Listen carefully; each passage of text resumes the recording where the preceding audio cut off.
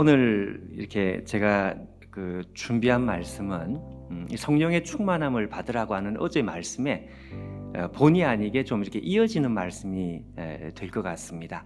살로니가 교회가 어떤 교회인가 하는 것에 대한 말씀은 아주 간략하게 그냥 좀 넘어가는 게 좋겠습니다.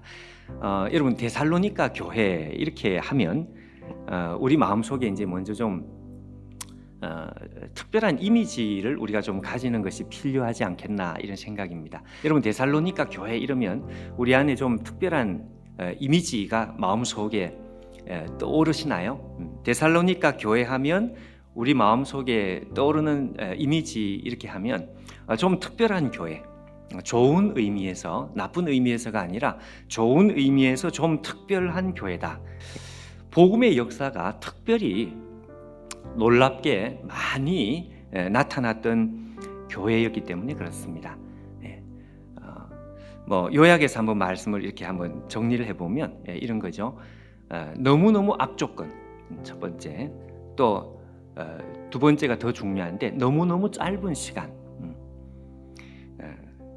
그럼에도 불구하고 세 번째, 너무너무 엄청난 영적인 열매, 결과. 1년 아니라 몇 년, 10년, 그래도 성경도 이렇게 잘 모를 수 있고 그렇죠. 그런데 놀랍게도 말이죠, 3개월 정도밖에 사역하지 않은 이 데살로니가 교회 안에 정말 놀라운 열매, 믿어지지 않는 이런 열매들이 나타납니다. 이런 엄청난 결과들이 나타난 이유가 도대체 무엇이냐 하는 것입니다. 위대한 역사입니다. 이 위대한 역사가 나타났던 이유가 무엇이냐? 우리의 질문입니다. 가장 결정적인 이유 중에 하나를 우리는 5절에서 이제 발견을 해야 되는데, 5절 말씀에 바울이 좀 특별한 표현을 하고 있습니다. 이들에게 복음을 전할 때, 이 데살로니가 교회에서 복음을 전할 때에 좀 특별한 역사가 있었습니다. 특별한 체험입니다. 이는 우리 복음이 너희에게 말로만 이런 것이 아니라 그 다음에 능력과 성령과 큰 확신으로 된 것입니다. 이렇게 되어 있습니다. 이게 아주 결정적인 이 질문에 대한 대답입니다. 능력과 성령과 큰 확신으로 된 것임이라. 뜻이 아주 명확하지는 않지만 바울이 무슨 말씀을 하려고 하는지는 우리 가운데 좀 선명합니다. 그러니까 복음이 우리의 말로 전달되는 것이죠. 말로 전달되는 복음 속에 하나님의 성령은 반드시 역사를 하십니다. 근데 바울이 데살로니가의 교회에는 말로 전달한 복음이, 물론 성령이 말로 전달할 때 역사를 하시지만 특별한 역사가 있었다는 것입니다.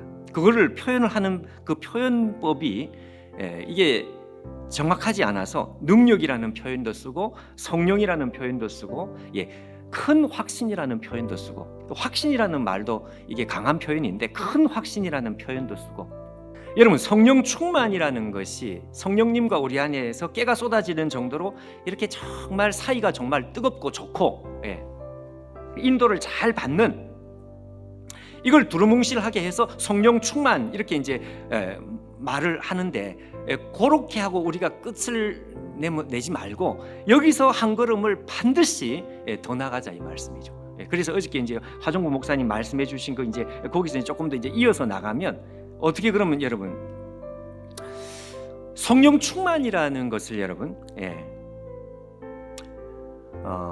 우리가 두 가지로 나누어서 설명을 해야 될 필요가 있습니다.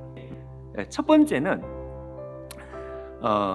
성령 충만인데요, 그 성령께서 우리 안에서요 자꾸 우리 안에 우리의 인격을 설득하시고 우리의 마음을 이렇게 어루만지시고, 요는 여러분 인격이라는 말입니다. 인격. 자, 우리 안에 있는 인격, 정서, 우리의 인격, 이걸 자꾸 여러분 우리 가운데 간섭을 하시는 거예요. 외적인 건 뭔가 하니까요, 어머니는 따뜻하게 우리를 설득한다면 아버지는 갑자기 호주머니에서 용돈을 크게 한번 탁 내놓고 써. 이거는 여러분 일종의 능력입니다. 능력. 힘이 없는 영혼에게 어머니처럼 혹은 능력 있는 아버지처럼 이렇게 두 가지로 나누어서 설명을 할 필요가 있다는 것입니다. 이게 왜 중요한지를 여러분 꼭 우리가 이해를 해야 합니다. 자, 여러분 좀 이해를 돕기 위해서 성령 충만, 깨가 쏟아지는 것이 성령 충만인데 이 성령 충만이 우리의 내적으로 인격적으로 설득할 때 이거를 우리는 성령 충만이라고 말을 하고요. 둘로 나눌 때 아니면 아버지처럼 그냥 크게 한번 힘을 우리 가운데 보태 주시는 이거를 여러분 성령 충만 중에서도 성령 세례라는 말을 합니다.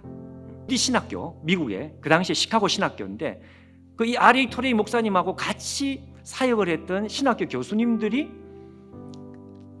그렇게 요청한 거예요. 무슨 말씀인지 아시겠습니까? 그러니까 그냥 성령 충만으로 그냥 이렇게 한마디로 딱 던지고 끝이 나지 저걸 그렇게 두 가지로 구분할 필요가 뭐 있느냐. 그냥 하나로 딱 이야기하면 그냥 성령 충만을 위해서 그냥 적당히 기도하면 이 아래 위로 다 걸리니까 그냥 하나로 그냥 이야기를 하고 끝내면 되지 않겠느냐. 자, 그렇게 요청을 한 거예요. 사실 그것도 여러분 아예 불가능한 건 아니에요. 근데 R.A. 토레이 목사님이 이렇게 대답을 했습니다.